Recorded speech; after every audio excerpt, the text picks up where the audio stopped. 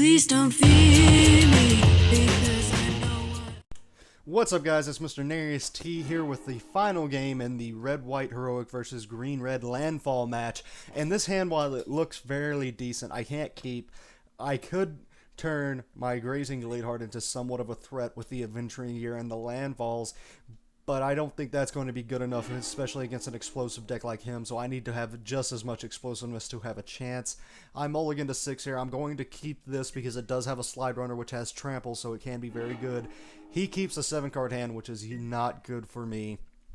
But I see a Grazing Gladeheart on top because of the new Scry rule, which I really enjoy. So I'm going to keep that, as it can give me a little bit of sustainability against the explosiveness of his deck. Unfortunately, in this matchup, we're both trying to do the same thing. We both have the same role, in which we want to be the more explosive deck and kill each other as quickly as possible. So that really doesn't show the intricacies of both of our decks that well, because there's usually not very much blocking, and if there is blocking, the person blocking's usually already dead. And you'll see that come into play later. Spoiler alert! But here he plays a 1-drop, and as soon as he plays this 1-drop, I am just wishing upon wishing that I had thought to put those electricity from the sideboards in, just to cull any tokens that he produces with that, because now he's going to go wide, which was my game plan, was to go around his creatures. Now he wants to go around my creatures. Not only can he go around my creatures with this card, he also can just go over them with his Ethereal Armored Crusader, giving it first strike and menace and all these and +3/+0, like he can go over and around. So I'm not in a good spot right now. I draw a Teetering Peaks, which the one Teetering Peaks in my land base, and I love the card. It's not what I wanted to see right now though, but I'm going to swing in for 3, and then second main phase play that Grazing Gladeheart just so I can maybe survive a little bit longer until I can draw into something that can allow me to win the game. And that's the thing with these decks, is that you're looking to get 1 or 2 big hits in the game. You're not looking to grind out advantage like some of the other more popular decks, like Mono Black Control is a very popular deck, and that's just the grindy, make you discard and hit you with 1/1s and 2/2s and 3/3s until you're dead. Tortured Existence, same thing, is just grind you out by card advantage and things of that nature. And I love those decks, and I will definitely do some matches with those decks, but right now I just wanted to be explosive, so I pulled out the green-red, and we're going to see how it goes. It went very well the first game. It went the second game. That second game was one of those things where I felt that if I was on the play, I would have won. And if I hadn't made the mistake with the Evolving Wilds, I probably still could have. But we will see how this one turns out, because I'm going to swing in for 5 here. And I have Gutshot and Vines of Vastwoods. And here I think I make a mistake. In all honesty, I'm going to swing in and I'm going to kick my Vines of Vastwood for a little bit extra damage. What I feel I needed to do was use Gutshot, because, and this is one of the advantages of watching your gameplays, you get to see what you did wrong. Because if I had just Gutshotted here, hit him for 4 and saved my creature, and had Vines of Vastwoods back up, it turns Vines of Vastwoods into a card that can finish in the next couple of turns. But I don't know why I did it. I should have just Gutshotted, and I just hastily wanted to get more damage in. So that right there could have cost me the game.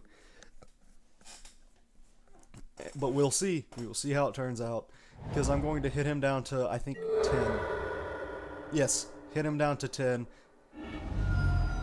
And if I had not done that, we'll see his next play.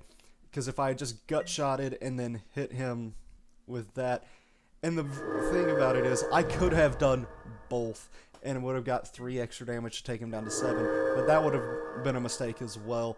He goes down to 11, or up to 11, and then he just plays a Kiln Fiend.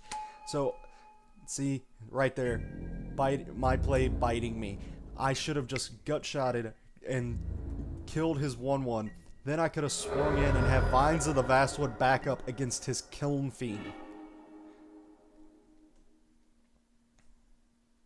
So that's a mistake, and it's just a mistake of me not knowing the deck as well as I should have. I've probably played about 10 to 15 to 20 games with it before recording this video, but even those game matches, that's not enough experience to know the complete intricacies of this deck and why it's a pretty straightforward and simple deck to run. Even that does not mean you can just take a deck and play it and be just as good. It's just the mono red burn type thing. A lot of people say, well, anyone can play mono red burn. And yes, anyone can play mono red burn, but no one is going to, not just anyone can play it. Like, say, Patrick Sullivan can play mono red. It's just, if you grind out games with it and you know your deck, you are going to play it better than anyone who just picks it up. I guarantee you that. That's why when I get into Standard, I want to do it like now, with Battle of Zendikar just coming in, Origins in, at a new rotation in Standard, so I can pick a deck I like, and I can just play and grind through it as much as I can, so I am very familiar with that deck. Even if it falls down in the meta, I would rather play with a deck that I am very much more familiar with than the Flavor of the Week deck. Now, I did this because you guys would not enjoy me just playing the one deck that I enjoy and know the most, which is the green-blue Evolve deck, over and over and over. So my biggest advice is, if you're trying to do this to get better at the game and try to win dailies, do not do this. Do not do what I do and just choose different decks to play. Choose one, know it in and out, and you'll start getting 3-0s. I guarantee it.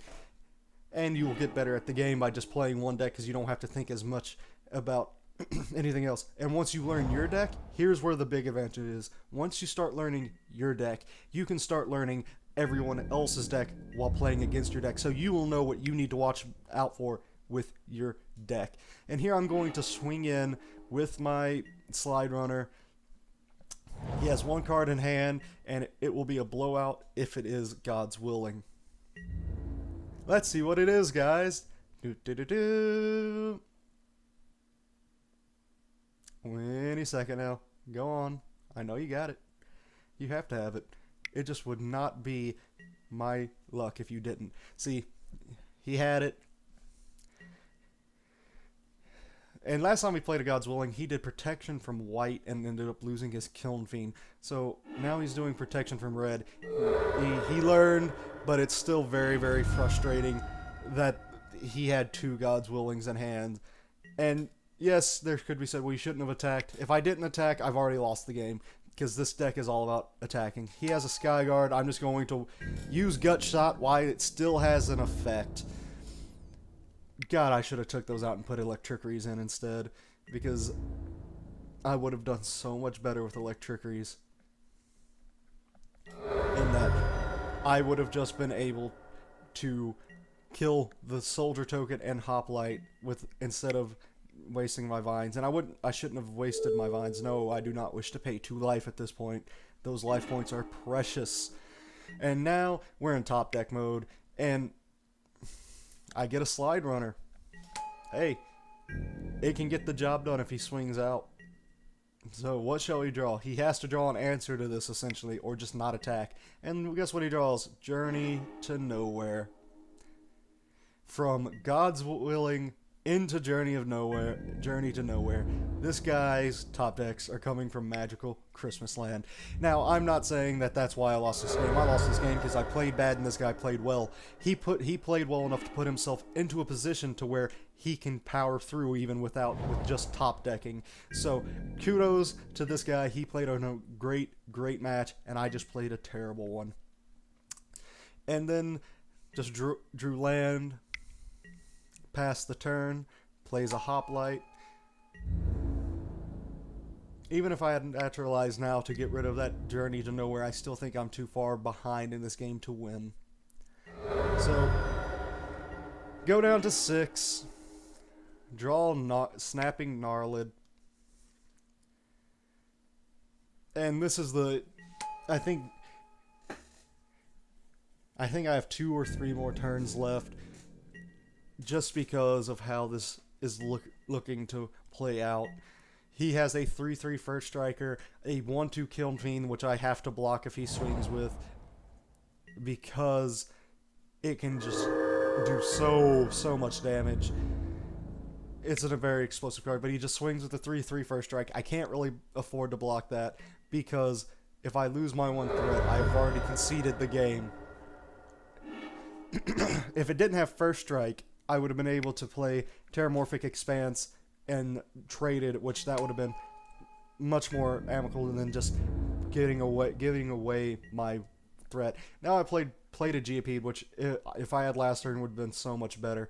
But he draws his card. It's a Crowing Skyguard. I am in real trouble now, guys. I have no way to block flying in this deck. And I have a 1 gut shot and 4 lightning bolts to kill it. So maybe I'll get lucky. But he swings in here. I'm going to block and trade off by sacking my Terramorphic Expanse just to allow me to get that 1 more draw step. I don't think it'll do enough, because I just don't have enough cards to get it up to even where Timor Battle Rage giving it double strike won't even do it. I would need to get it to, let's see, yes, 2, 3, 4 to block. So I'd have to get it up to 5, 5. Adventuring Gear, if I had another turn, that might have been able to do something by being able to attach it to my Snapping Gnarlid, play a land, 2, 3, putting it up to that 5, 5, and drawing Timor Battle Rage. But here he swings with everything, and this is never good. But I'm going to have to try to bounce off the Kiln Fiend, which I know is not going to work, because he has Brute Force. Well, that's going to be it for this game, guys. Thank you for watching. Please like, subscribe for more Pauper content. Thank you. Goodbye.